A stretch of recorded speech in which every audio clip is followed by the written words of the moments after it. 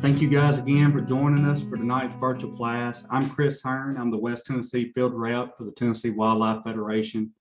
I've hunted turkeys here in Tennessee and other parts of the country for about 20 years now, and I picked up some tips and tactics that I'm looking forward to sharing with you guys over the next 3 virtual classes on turkeys here with the Federation. Also helping me tonight is Taylor Martin. He's the manager for the Hunting and Fishing Academy. Taylor, would you like to introduce yourself and go over a little bit about the Zoom functions and how tonight's virtual class is going to go? Yeah, thanks, Chris. Like you said, I'm the manager for the Hunting and Fishing Academy, so we really appreciate all of y'all taking some time out of this Tuesday evening to maybe learn a little bit about turkey hunting. This is, Chris is going to mention it, but this is one of a few virtual series we're going to be doing about turkey hunting over the next few weeks to try to get everybody prepped up for the start of the season in a while.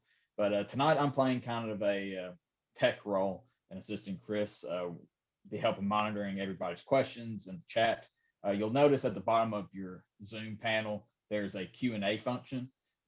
That's the best way for us to make sure we answer all your questions. So if you ever have a question at any point tonight through this virtual series, put it in the Q&A function, and we'll either type the response or we'll answer it live.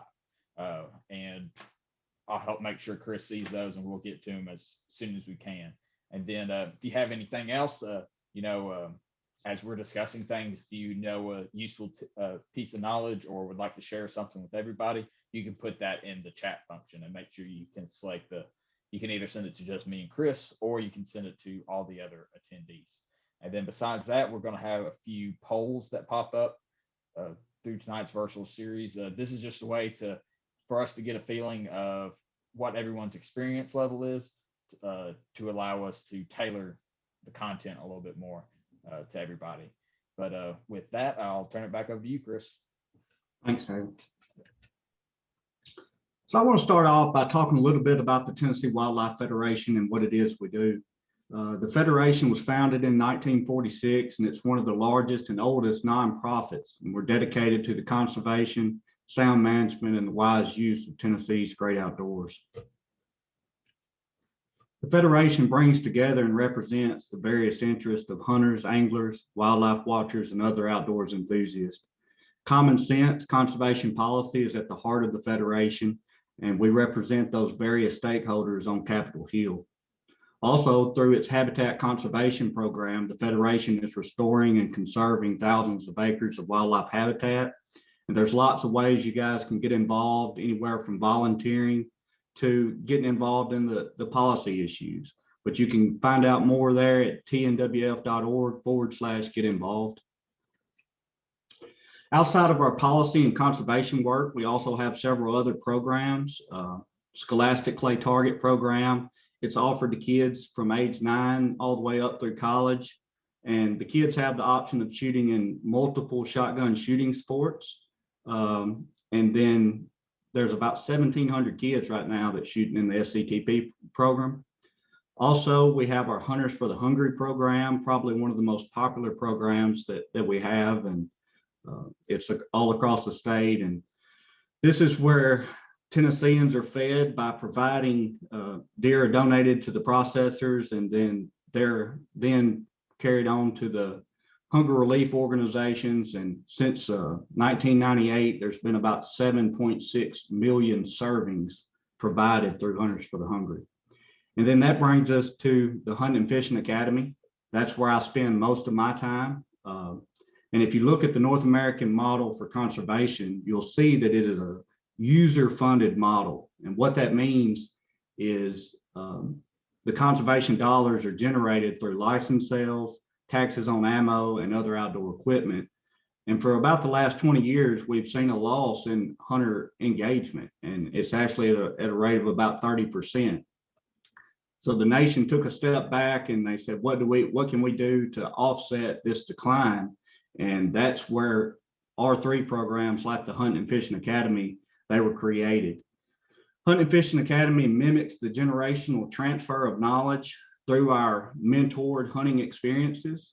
We focus on education, the field to table concept, and then also just like the second class, virtual class on turkey hunting, we're going to get really into the public land piece of it and showing those opportunities that's out there for somebody that's wanting to get started that really don't have anywhere to go. And we've realized that that's such a barrier, and that's another place that we really focus on.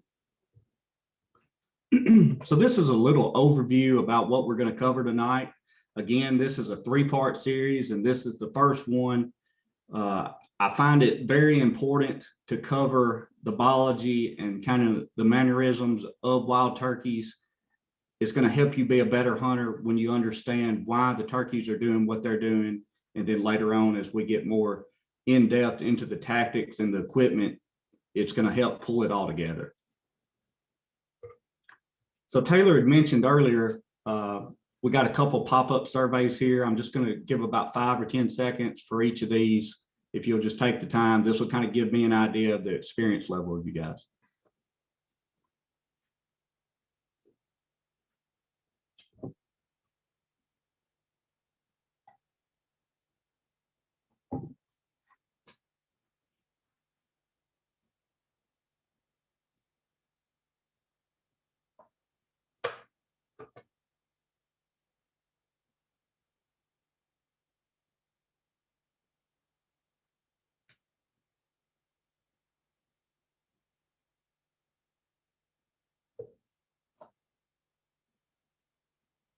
Great, all across the board, and about half you guys, this will be, looks like your first spring out in the turkey woods. That's exciting.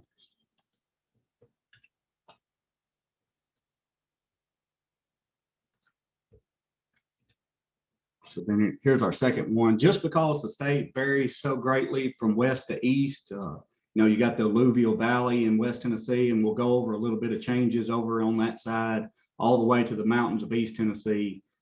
I always like to get a feel of where you guys are going to be spending your time in the woods.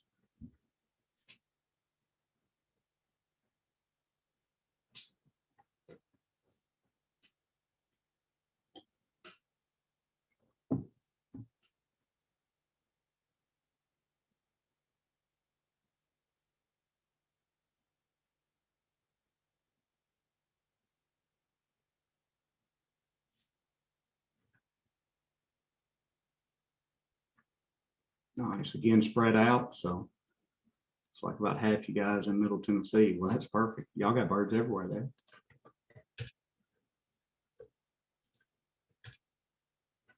All right, first thing I want to start out with is there is actually 5 subspecies of turkeys in North America: the Merriams, the Goulds, the Osceola, the Rio Grandes, and the Easterns.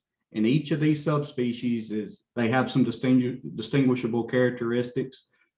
Just on the pictures there, you can real quickly see some coloration differences, particularly in their fan, some mannerisms like the way they roost and even the way they sound.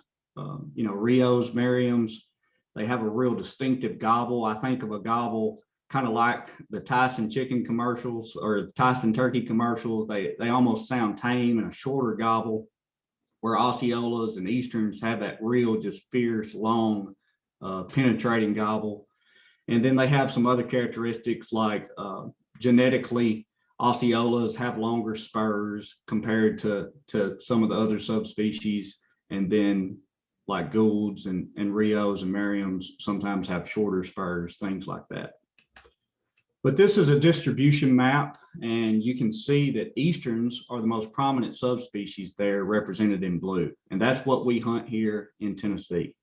You can see the Osceolas, they're represented in orange. They're down in Florida. There's actually a line when you're talking about a slam, which would be if you was to kill all 4 subspecies in the United States, that's a grand slam. And then if you was to kill the Goulds in Mexico, that's a super slam. And then you could kill a world slam for the ocellated bird in South America. But there's actually a line there in Florida that divides what they consider a true Osceola. And then there's some, I'll go into it in a minute, but there's some hybrids between the species like Easterns and Osceolas there in northern Florida. And then also you've got Rios represented in red, Goulds in yellow, and the Merriams in purple. And again, you get in places like Nebraska and you start to run into hybrids. of the subspecies. You can have a flock of male birds. I've been out there and seen 3 birds come in strutting, one white, one phased up just like an Eastern, and one phased up like a Rio. And they all act the same. Their mannerisms are the same. They all grew up together. But because those subspecies have been interbreeding, there is hybrids in different places. So wild turkeys are one of the greatest conservation success stories in North America. In the early 1900s, the populations had crashed due to unrestricted hunting. And then at that time, there was a lot of habitat change, land clearing. The loss of the American chestnut was known to be a big factor on that. It was a big food source for the wild turkeys. And then, of course, the blight killed the chestnuts and overhunting. And basically, by the early 1900s, there was not any turkeys in Tennessee left. So in the 1990s, the 80s and the 90s, the National Wild Turkey Federation, in conjunction with the state agencies and other conservation groups, they began trapping and relocating birds. And you can see the effort and the amount of birds there on that chart. So in the 80s and then in the mid 90s, you can see that there was up to 1,000 birds a year moved around. And then early 2000s, another spike. And luckily, turkeys could adapt and prosper in these new areas. And we began to have turkeys in Tennessee again. So I want to touch on the season dates and bag limits. Some of this stuff did change due to a vote last year. We've kind of had a decline in different parts of the state as far as the turkey population and reproductive success. So there was actually a council built just for turkey management, and they've been doing some studies in some of these counties, and I'll go into some of that. But statewide, the Young Sportsman's is on March 27th and 28th. That's a 2-day, and that's from ages, actually it's from 6 to 16. And then April 3rd through May 6th, that's when the adults can start hunting. The bag limit is 3 bearded birds per year, and then only 1 bird per day. And then these changes came. That MAV unit is the Mississippi Alluvial Valley unit. And what that consists of is the counties, like there's several counties that's over there, far west Tennessee, that's in the Mississippi Alluvial Valley. And they're going to have a 2-bird limit this year. Now, that don't mean you can't kill a 3rd bird, but you can only kill 2 inside the Mississippi Alluvial Valley. And then also Giles, Lawrence, Lincoln, Wayne counties, kind of in south central Tennessee, they've seen a drastic decline in population, reproductive success, and they're pushing those season dates back. The Young Sportsman's is April 10th and 11th, and then the main adult hunt is April 17th through May 16th. And you might ask, well, what's the reason for the delay? How is that a management strategy? And there's some science out there that relates back to early male mortality. And hopefully by pushing these season dates back, there's going to be more males in the population to be able to breed with hens before they go nest. And there is also some science where if there was a male killed early on in the season, so I'm going to go into a little bit of social hierarchy and pecking order. If there's a male bird that's been established as the dominant bird in the flock and he gets killed before the hens are bred, it really throws off the flock, and it's not as easy as the hens to go to the second in command and being bred by them. So that's the reasoning behind the pushback dates. And hopefully this is going to work for these counties that's being really stressed right now.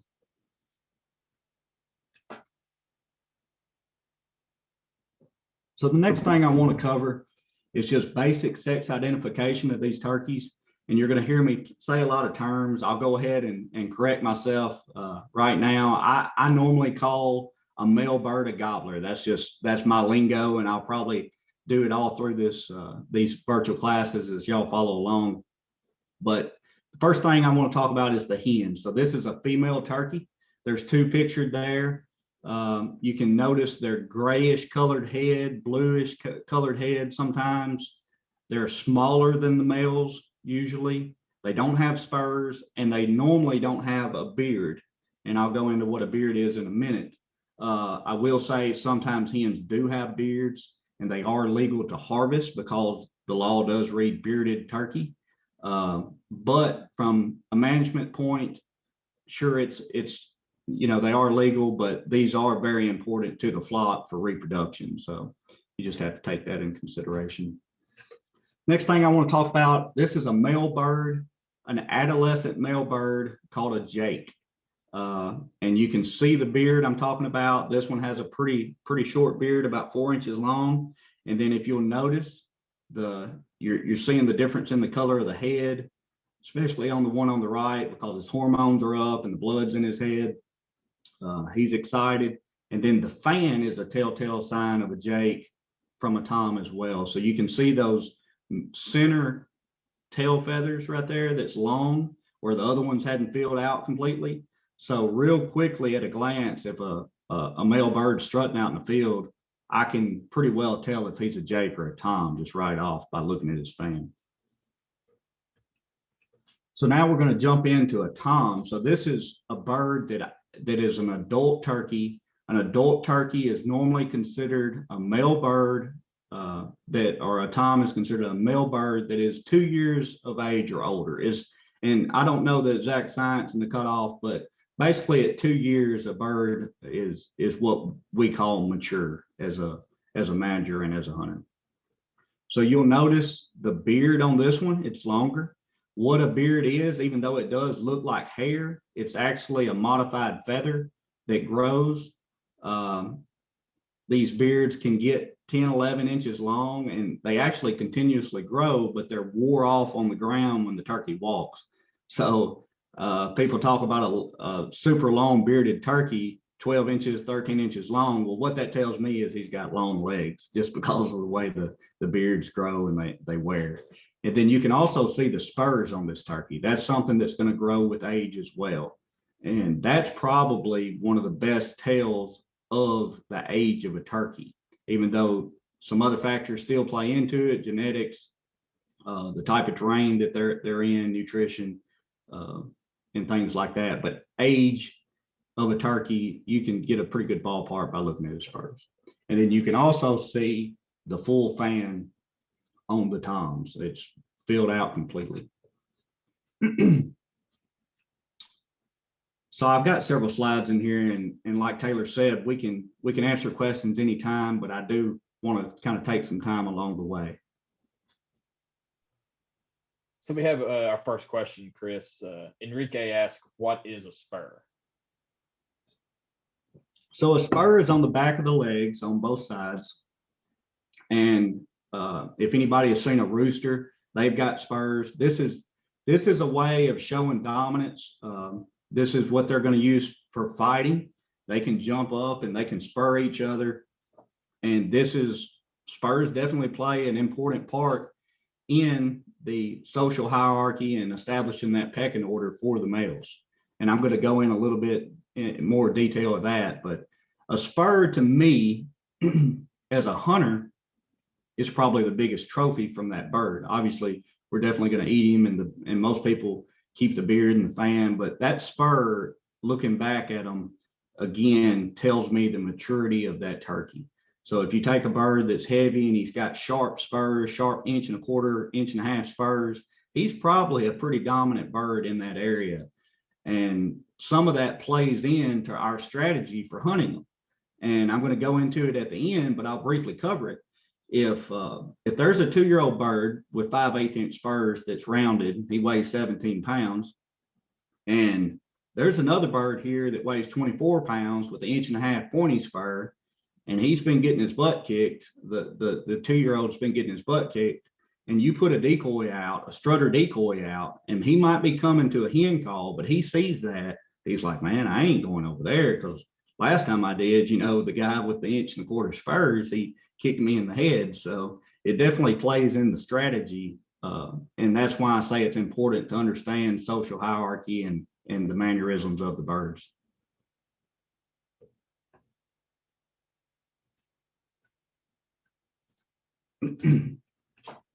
All right, next I want to cover the annual life cycle of a turkey and kind of what they're feeding on and what they're doing at different times of the year. So obviously we just had this huge snow and it puts these birds through the winter into survival mode. Typically the flocks are all going to get together, the males and the hens, and everybody is going to be together in large flocks. And they spend a lot of time in the woods this time of year, especially in West Tennessee. They're foraging for acorns. They will get out in the field and try to scratch around and get some leftover grain, but there's not many insects and invertebrates out in the field this time of year. Obviously, it's too cold. So it seems like they just spend more time in the woods. I've got some farms that have some birds on it, and they just, it's like they dig a hole and you just don't see them for 2 or 3 months at a time. And then you'll get your warm days, sun starts coming out kind of like today, highs in the 60s, and then they'll be back out in the fields. And I think it does have a lot to do with the bugs and things like that. And then you got new sprouts obviously coming on in the spring as well.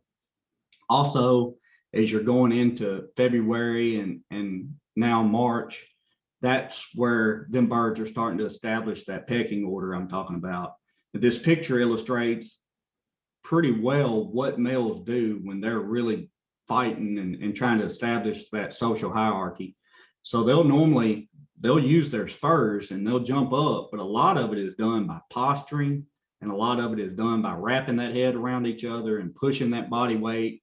And if you're ever lucky enough to see it, you know, if you're ever going down the road and you see turkeys acting crazy, it's worth pulling over, because it's almost like it's a ritual type. And a lot of times there'll be 2 birds tying up and fighting, and the rest of the turkeys will be running circles around them, real excited and clucking, and it's really a spectacle if you ever get to see it. But that's kind of something that's going on right now as you make that transition from wintertime into spring. So this video is something I come across while I was building this presentation.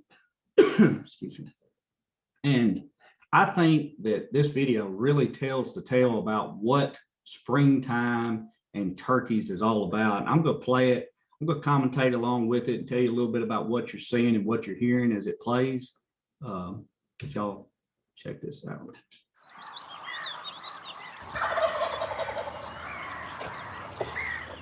You heard the turkey gobble there, and then there's a hen out in the field. Here comes a gobbler, a male bird, coming out, showing off for the ladies. In the background, you can hear the frogs, you can hear the birds, all the different species have been scooped up all winter, and they're starting to sing. And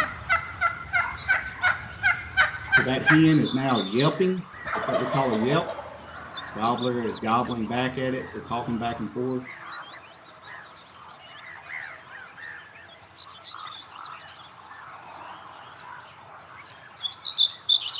But to me, some of the best parts of turkey hunting don't really involve killing a turkey. It's all about hearing the woods wake up in the springtime. So you can see this turkey. There's the hen yelping again. It's a long, coarse yelp, probably indicative of a mature hen. The young hen sometimes will be a little bit more high pitched. But you can see that beard I was talking about. You can see the coloration on the feathers.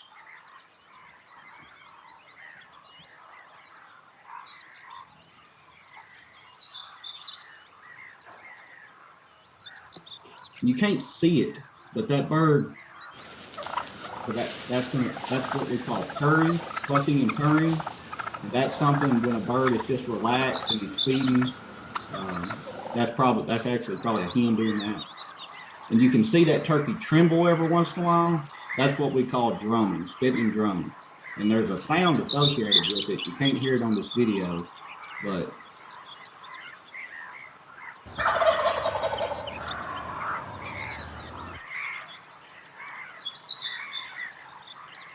there's that modified feather that's a beard, even though it does look a lot like what we would think would be hair.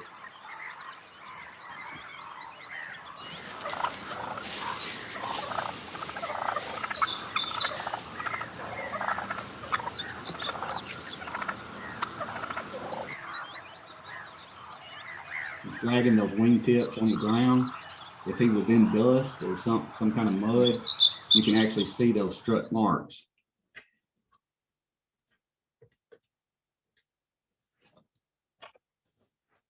I hope y'all enjoyed that. It kind of gets me excited hearing all that, hearing the gobbling and seeing that and knowing that it's just around the corner. So the springtime, that's the time that the male birds are out there showing off for the ladies through their strutting and gobbling. This is the time when breeding takes place. Breeding takes place in April and May, sometimes as early as March, depending on the weather. And the birds are out in the fields more. The insects are coming out. They're feeding on the berries that's starting to show up.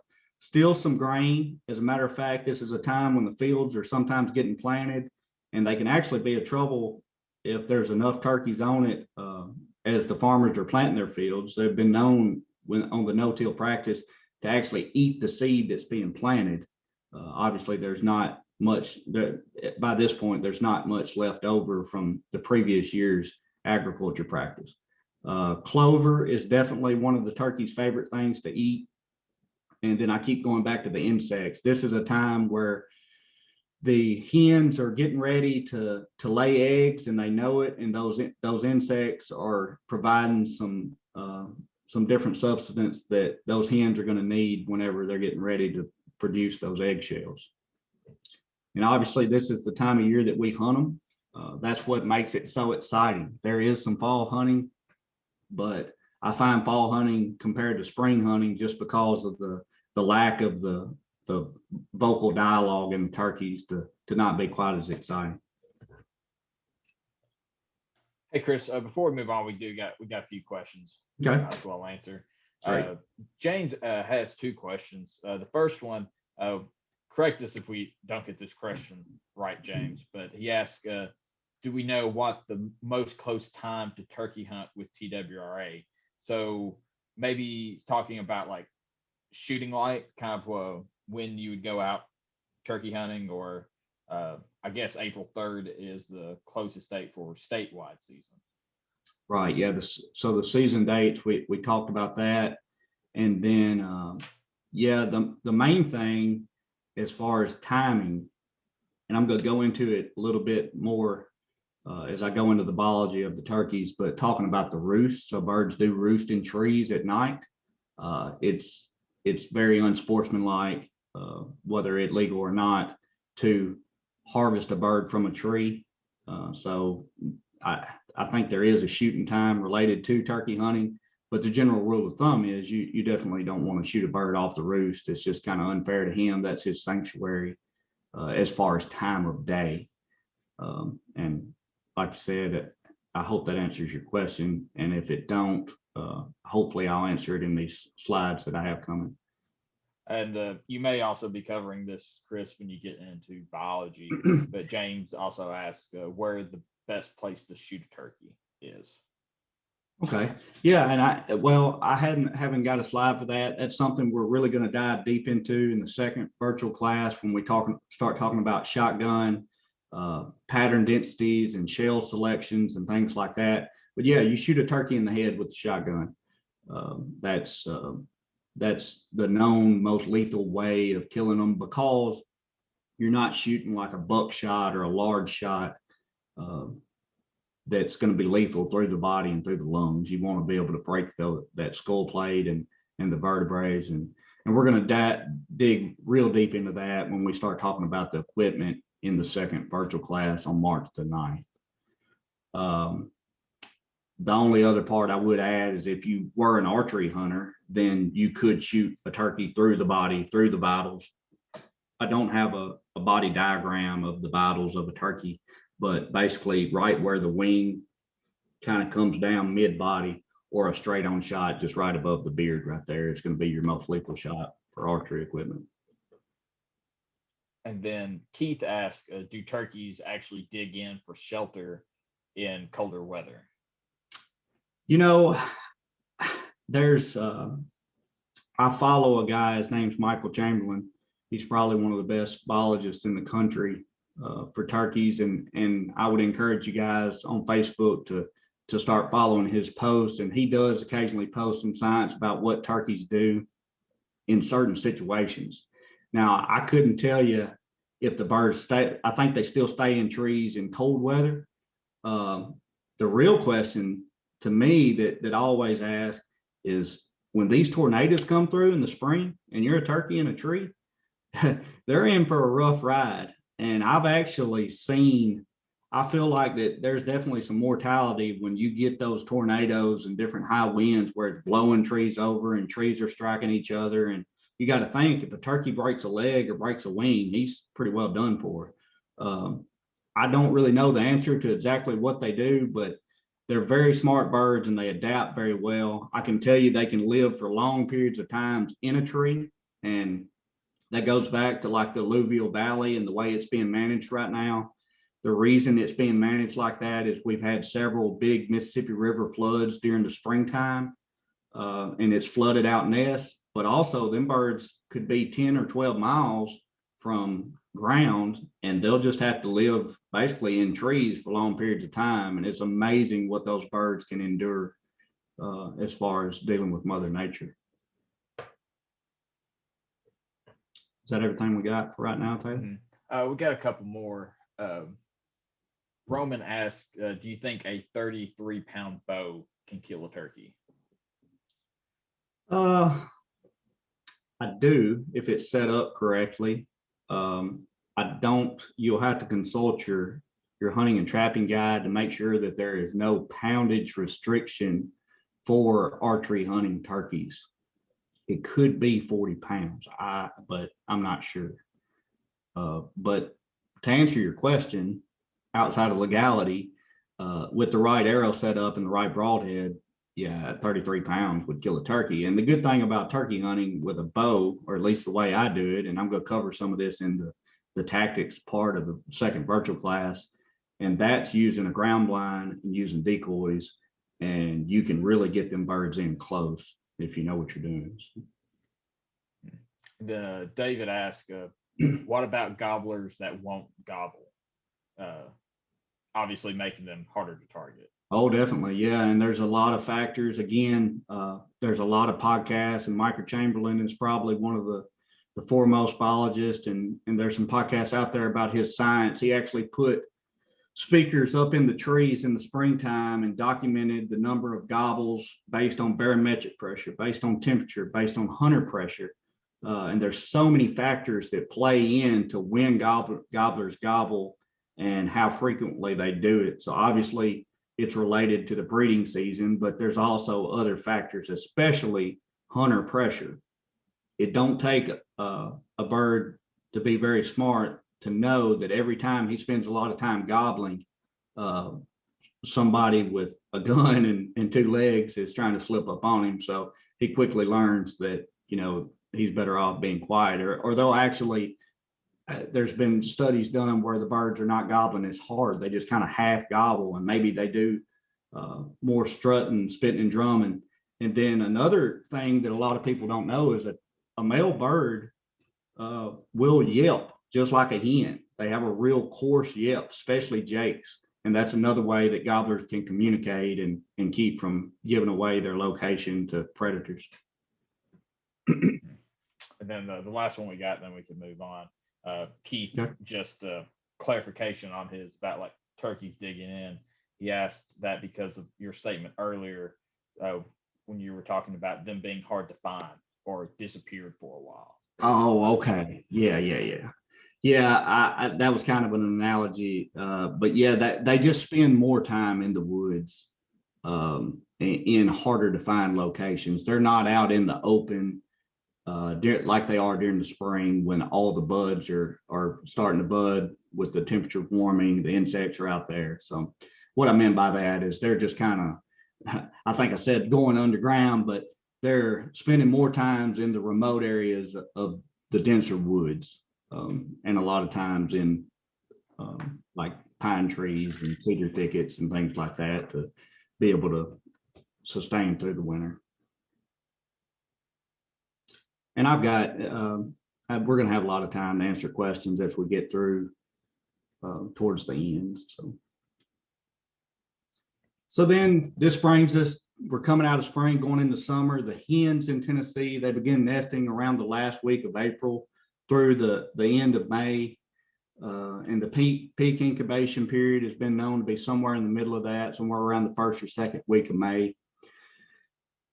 You know, I touched briefly on a population decline, and a lot of that comes back to nest success. The studies have shown that about 80% of hens' nests are lost. And then of the 20% that make it, there's only about a third of those nests that's going to produce one poult, which a poult is a juvenile turkey that you see pictured there, that'll make it 30 days.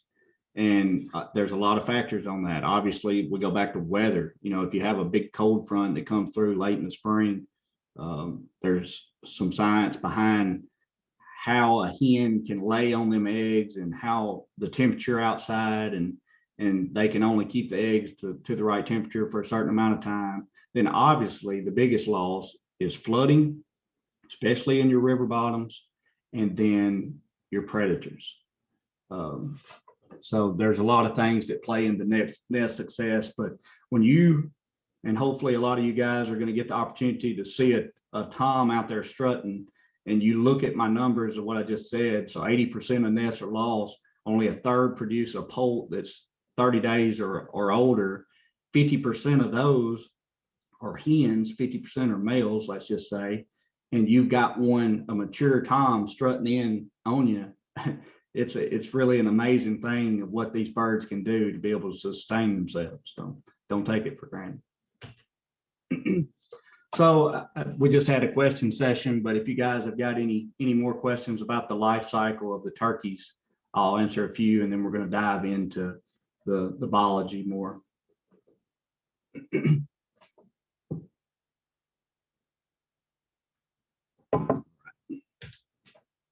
So the biggest thing, I think it's important to understand the way turkeys roost. And again, they go to the trees at night for obvious reasons. They're avoiding predation. In Tennessee, turkeys like to roost over water when it's available. I find that. And then also on the sides of steep ridges. And again, this all comes back to if I'm roosted over water and there's a predator after me, you know, he's going to have to swim, then climb a tree. So that's kind of what's playing into that. Some flocks move roosts or rotate roosts daily, and they go to different places. And some flocks, like in Western states where there's limited amount of trees, they could roost in the same area night after night. Again, this is a game of survival for these turkeys. And if I'm roosting in the same spot every day and gobbling and clucking and shedding feathers and leaving sin on the ground, the predators play into that, and they know that you're probably, you know, that it's easier for the predators to pinpoint that flock. And then the last thing I'll cover on a roost is the poults that I mentioned earlier. They spend 14 days on the ground before they're big enough to be able to start getting up into trees and avoid predators like that. So that's an obvious reason for why you have such loss for those poults early on.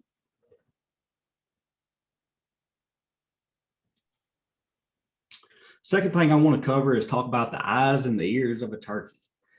They have superb color vision, and then you can see like many prey animals that's got predators after them, they've got eyes on the side of their head. What this is going to do is it's giving them about 270 degrees of vision. So they can see almost all the way around them. And it's said that their eyes they've got the vision about 3 times of what a human does. So they have really good eyes, and I'm going to go into a little bit of how that plays into the way we hunt them in a minute. To have a lack of an external ear flap like we have, you just see that the ear canal, you can't even really see it on that turkey's head there, but they have excellent hearing and they can really pinpoint sounds.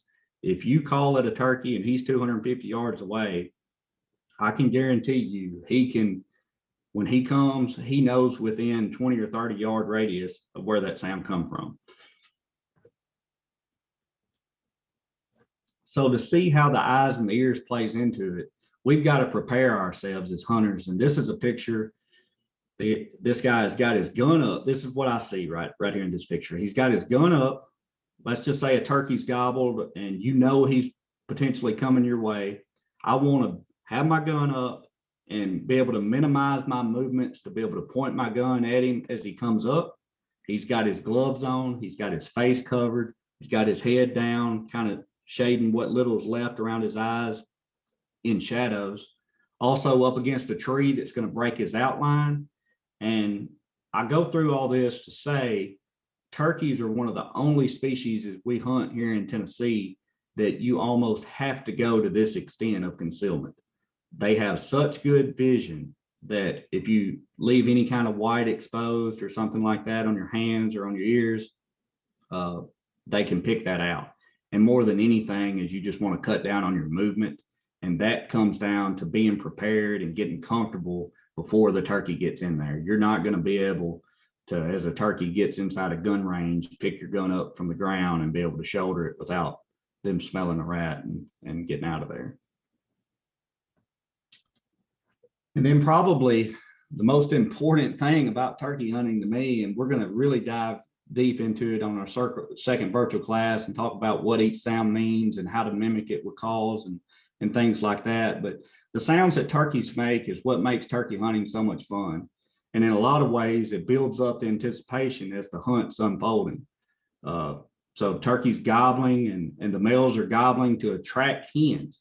So we're actually reversing the way nature works by trying to call the hen or call the gobbler with hen calls to us.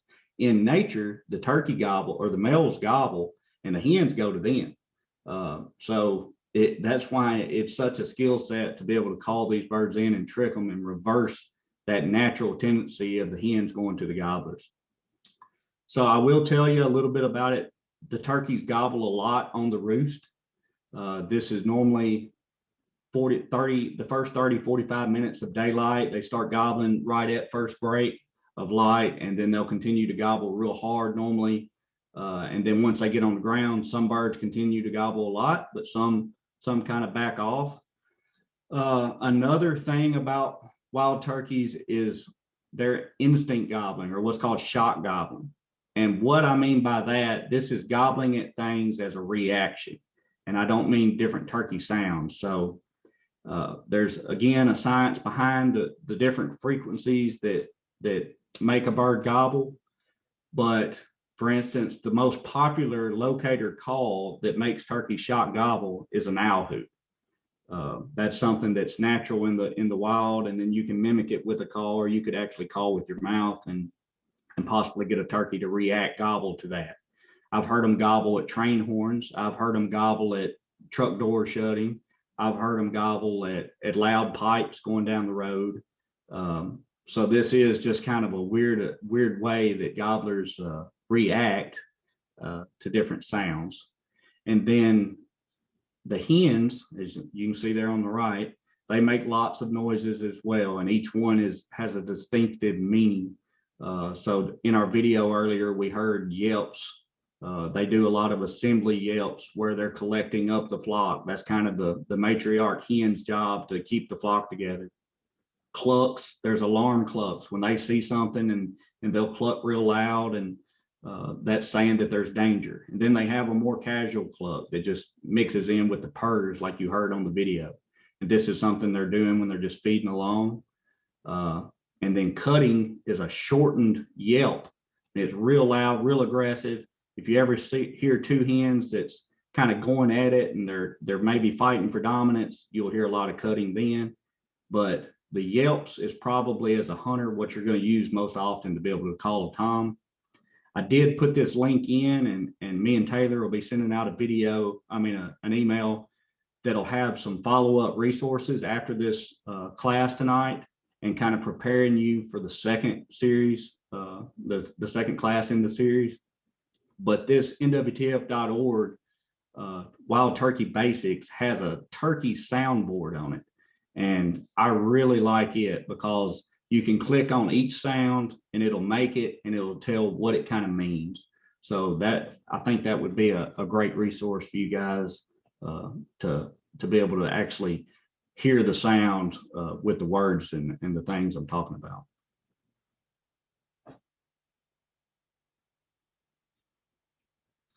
So I'm going to jump into what you're looking for when you're scouting. So this is a turkey track. Obviously, a larger male bird or a mature male bird is going to leave a larger track compared to a hen. They have 3 toes, and you can kind of see the way the dirt is there.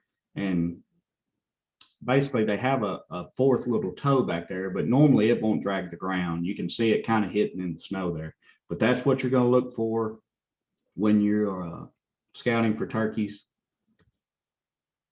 Another sign that you're going to look for is droppings, and this is 2 different ones, and there's some science out there about how to identify a hen from a gobbler based on their scats. I don't really, I'm not 100% confident in that, just because you get young males and you get different sized turkeys, and I'm not sold on it, but that is definitely what turkey droppings look like. And that's something you're going to look for. If turkeys are spending a lot of time in the area, you're going to see them. Going back to like our winter, talking about winter and the birds being in the woods more, foraging for acorns, there's a feather in the scratching, but that's where turkeys have scraped back leaves. They're looking for acorns.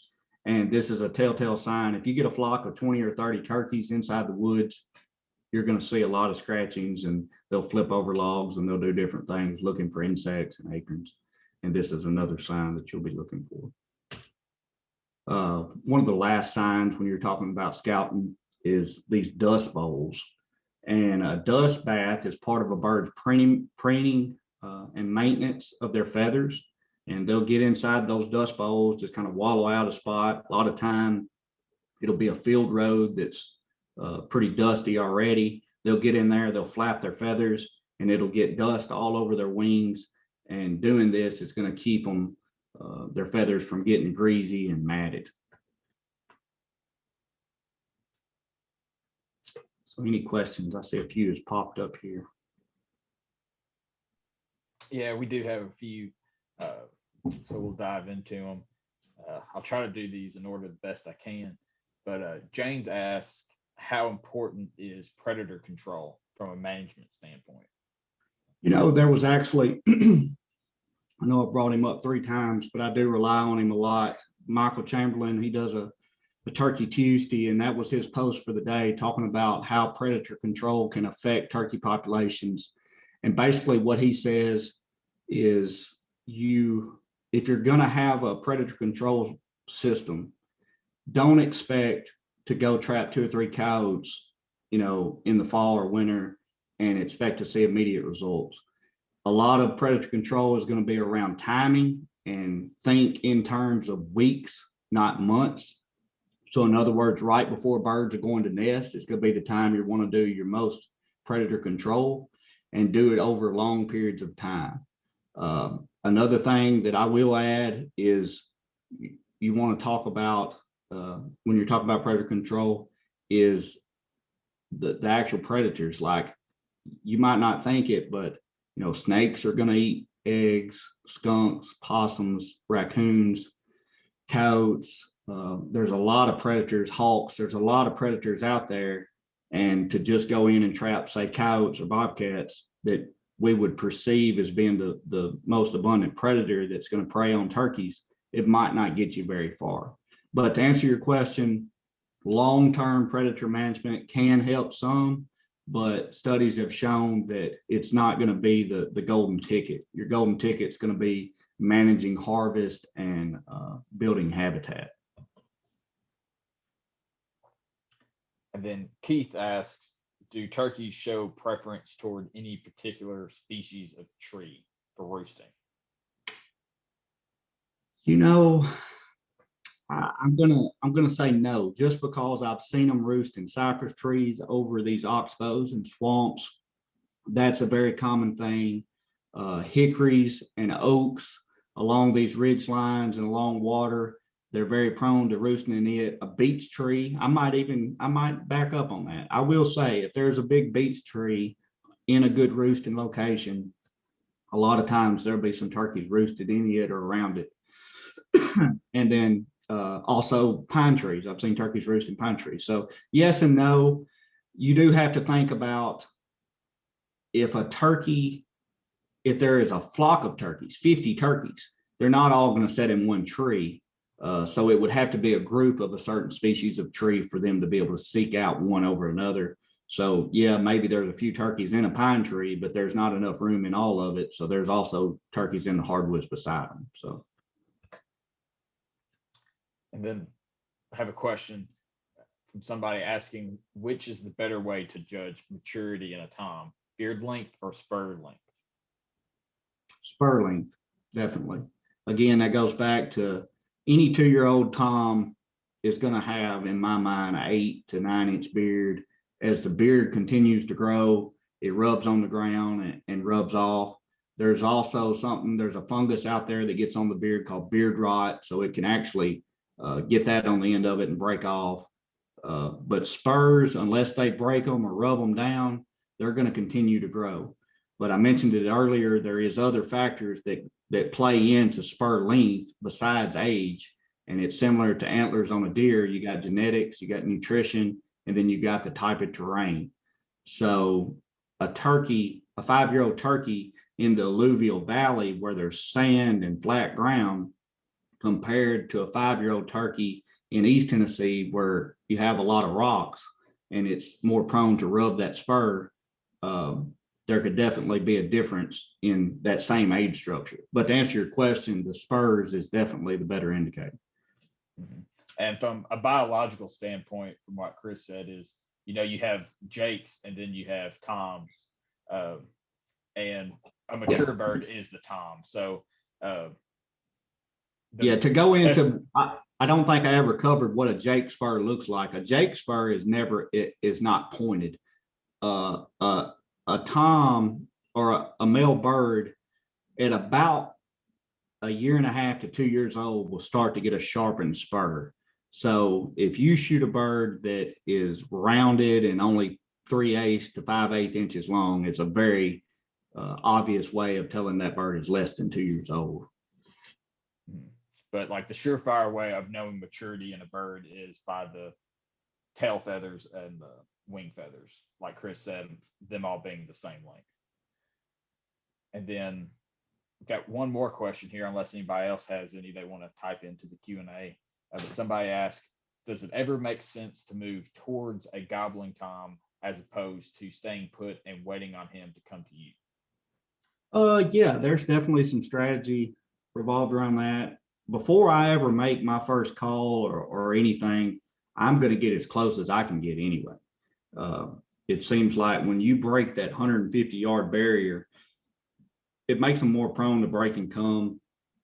And then the aggression of calling and different things. And then another thing that plays into it is making gobble calls back to a gobbler, and you're getting closer to him and you're simulating another bird in his territory gobbling, which is pretty hard to gobble. I'm not going to lie. I've been hunting a long time and I've never found a surefire way of being 100% in gobbling at a turkey, but that is a method of, kind of making them birds mad and making them come to you. And I'm going to beat the calling to death probably over the next 3 virtual classes, but there's nothing wrong with using the terrain and the foliage you got and ambushing a turkey. There's no doubt. I know my first turkey, that's how I done. There was a creek running beside the field. The birds were going down the field. You get in the creek or you use the terrain and you get in front of them and then you just wait. And sometimes that's just a reality of turkey hunting. They've got hens with them and they're not going to come to a call. And that's when it's time to be more aggressive. I do say this though, I always err to the side of caution on alerting turkeys of my location. So if it's gonna in any way, I'm going to run the chance of bumping that turkey or alerting him and running him out of the field and possibly ruining my opportunity for the future, I'm not going to be as aggressive. Then we got another question here. Keith asked if there's any management benefit to putting a hunting priority on Jakes instead of the dominant Tom. No, it's pretty well said that you want to harvest the more mature birds. And I'm not even going to dig too deep into it. The only way you might could perceive that is if you're not concerned at all about the shooting mature birds and the trophy part of it, and you just want to, you're doing it for subsistence or something like that. There might be some science around leaving that dominant bird for the breeding. But in general, toms gobble more, they strut more, they react different. And if you're going to be a turkey hunter in it for the adrenaline, there's going to be a big difference in the way that the toms come in compared to a jake.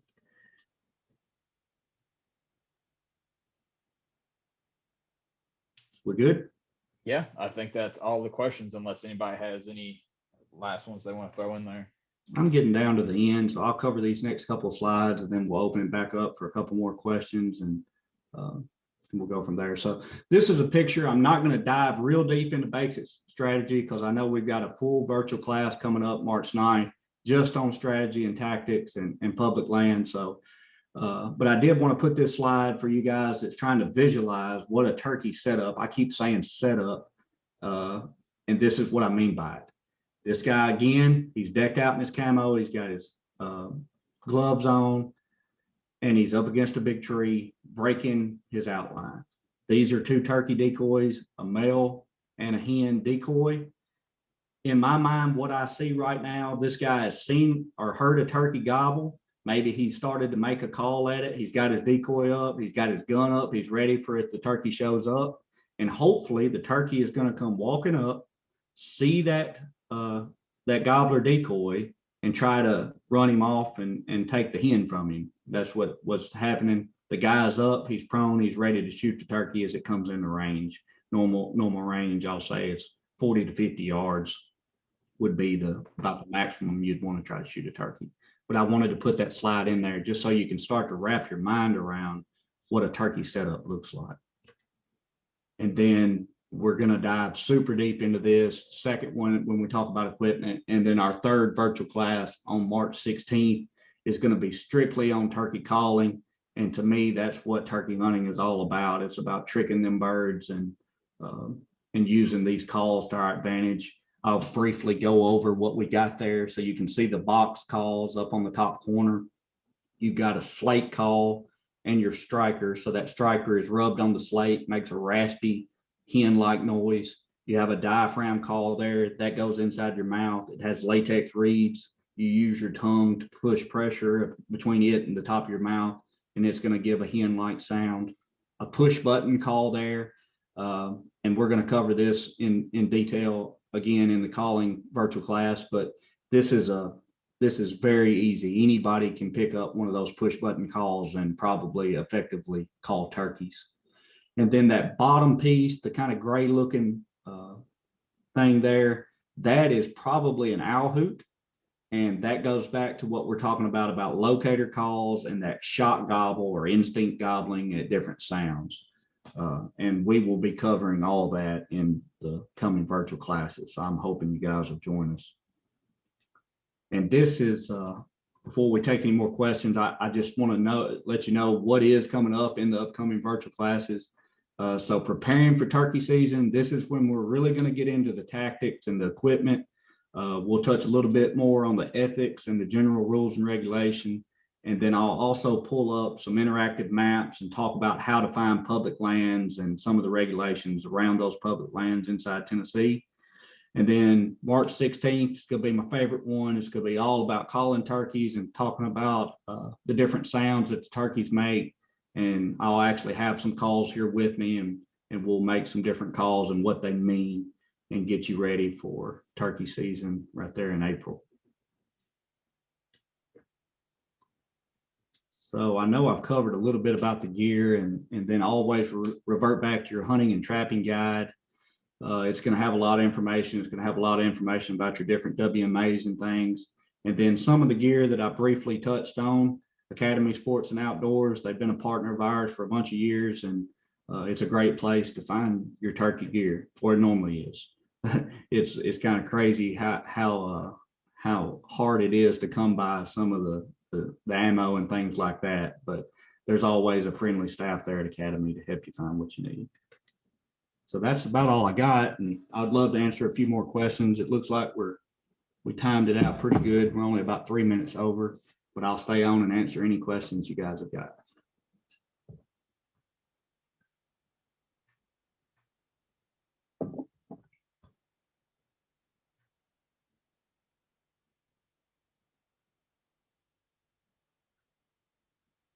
All right, guys. How many of you guys are planning on attending our second virtual class? Have they got a hand raising option? They Or do. type it in. Yeah, maybe just raise your hand if you're thinking you might want to set in on the second virtual class, and we'll be sending out the links for it when we send out the additional resources in an email. And then Keith actually asked another question. He points out there's a need to plan ahead for ammo this season. As you mentioned, gear is hard to come by, and ammo is even harder to find right now. What is some appropriate ammo and guns to use? John just asked about what gun to use. So what would you recommend for both guns? Okay, so we're going to be shooting a shotgun. If the gauge is kind of up to you. 12 or 20 is the most popular. And like I said, I'm going to dig deep into this, but if you're wanting to get some ordered before March 9th, when we're going to cover it in detail, you basically have 3 options when it comes to turkey ammunition in my mind. And a lot of this is based on the density of the shot. So you have lead shot, you have what's like heavy shot, which is about 13 grams per cubic centimeter. And then you have what's the new thing, the tungsten super steel, that's about 18 grams per cubic centimeter. They vary greatly in price. What you get for the more high dollar shells is probably a little more range. And then a if you have a 3.5 inch gun and you're not scared of recoil, I would go ahead and get a 3.5 inch shell. There is some different things that we'll talk about, like muzzle velocity. But size in lead, we're going to say that we would probably shoot like a 4, 5, or 6 shot. In heavy shot, you're going to be somewhere around a 4 or 5. And then in something like tungsten super steel, it gives you the ability to go up into a 7 or an 8 shot.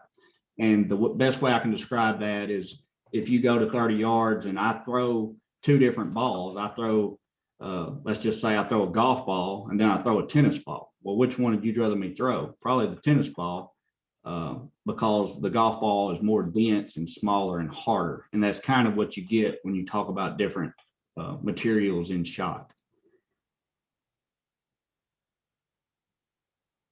And then Brenda asked, do you need special tags to hunt turkey or just the general hunting license? You can find all that information inside the hunting and trapping guide there. If you have a sportsman's license, that's obviously going to cover it. I know there is a specific turkey one, isn't it, Taylor? You need a big game, and then you need the assistant turkey license. Is that correct? I know you need the annual big game. I'm looking at the hunting guide right now to see if there's an additional turkey. But yeah, you can find all that right here. I've got it pulled up. You can go to the turkey section and the license section of this this hunting and trapping guide. You can find that hunting and trapping guide as a online resource on TWRA's website, and you can normally pick them up at a local sporting goods store as well. And then Colby asks if there's an advantage to a smaller decoy over a larger one. Oh yeah, toting it. So you get there's some trade-offs sometimes of what's going to be realistic compared to mobile. Some of there's some pretty effective and realistic looking decoys that are inflatable. That's kind of the route I go. So I can have them crushed down. I can have them in my vest, or I have them in a bag. And then when I get ready to set up, I can blow them up and I get the best of both worlds. But the obvious trade-off is mobility. And when you start looking at decoys, you're going to see every different option there could possibly be. general rule of thumb is the ones that's easier and more compact are not quite as realistic as the ones that's bigger and harder to tote.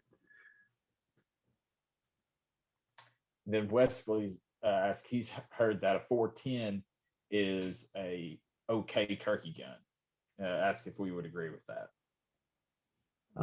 Yeah, I agree, but it's got to be, I would not say that you need to shoot a 410 with lead shells. That goes back to the density thing. I actually do shoot a 13/16 ounce load of 9.5 tungsten super steel, and it's pretty effective for a turkey up to 40, 45 yards.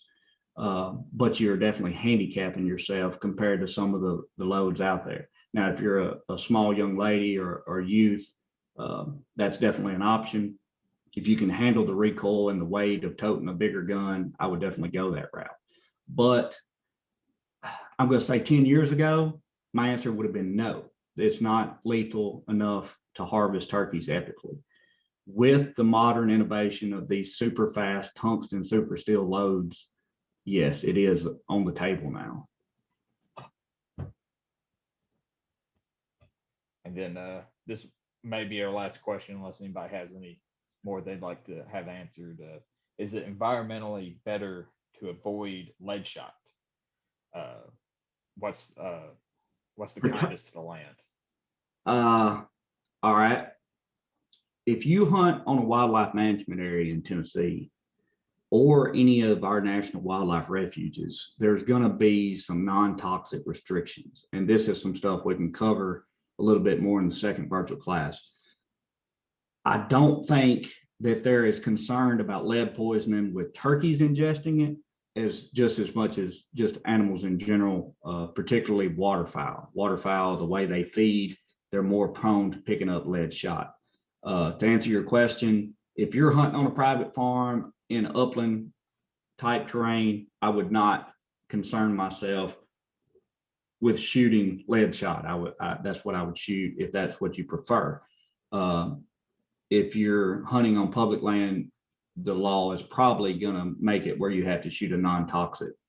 And there's some great options.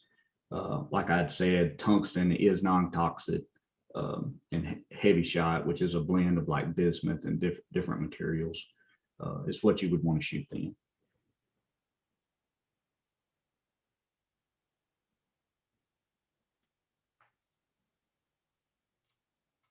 All right, I think that's all that we have.